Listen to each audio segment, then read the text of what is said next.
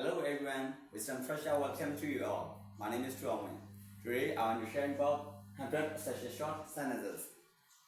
ผมเนี่ยကျွန်တော်ဒီနေ့ share လုပ်ပြီးနေတာကတော့ English စကားပြောမှမရှိမဖြစ်အတူထွာလေးတွေဟုတ်နော်စတောင်းလေးတရားပေါ့အဲ့ဒါလေးသုံးများတဲ့ဟာလေးစူးချတာလေးကျွန်တော်ရှင်းပြချင်ပါတယ်ဟုတ်နော်ပထမဒီဟာလေးတွေကနောက်တစ်တော့ကတော့ဒါတော့ချိန်ကားတော့လိုက်ပြီးတော့နှုတ်ဆက်တဲ့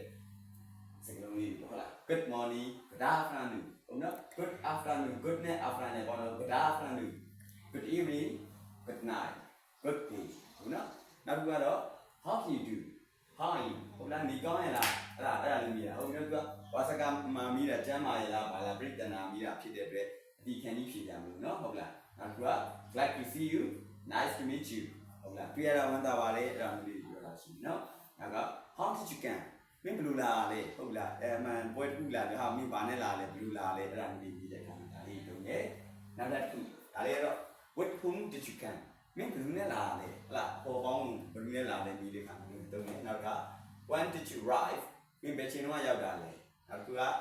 Why are you late? မင်းဘာလို့နောက်ကျနေရလဲဟလားပွဲတွေဘာတွေမှာတခါလေးဟာပွဲအဆောက်တော့မင်းနောက်ကျနေဘာလို့နောက်လဲလာခေါ်သွားတဲ့အားမျိုးနော်နောက်က Haven't seen for a long time မတွေ့ရတာကြာပြီဟာမတွေ့ရအောင်ကြာပြီဒါကြီးဘယ်တော့အလိုမျိုးလေးရေးတဲ့ခါမှာနော်ဟုတ်လားနောက်တစ်ခုက Where have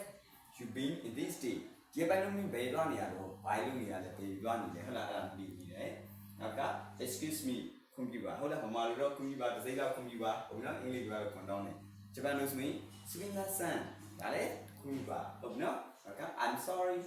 နောက်တစ်ခုကတော့ Never mind no problem ဟုတ်လားရပါတယ်ကိစ္စမရှိပါဘူးဒီဟာလေးကျတော့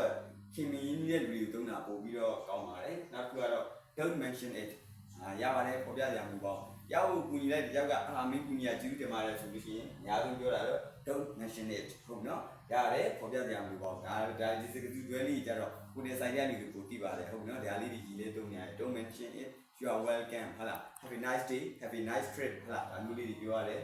ဒါမျိုးလေးဟုတ်ပြီနော်အဲ့တော့ဒီခါတော့ကျွန်တော်1 to 20ဟုတ်နော်ပြောပြပေးတယ်နောက်ဗီဒီယိုတွေမှလို့ရှိရင်ကျန်တဲ့နောက်ထပ်ကျန်နေတဲ့ sentence လေးတွေကျွန်တော်ထပ်ပြီးတော့ပြောပြပါဦးမယ် Great, that's all. We'll see you next video.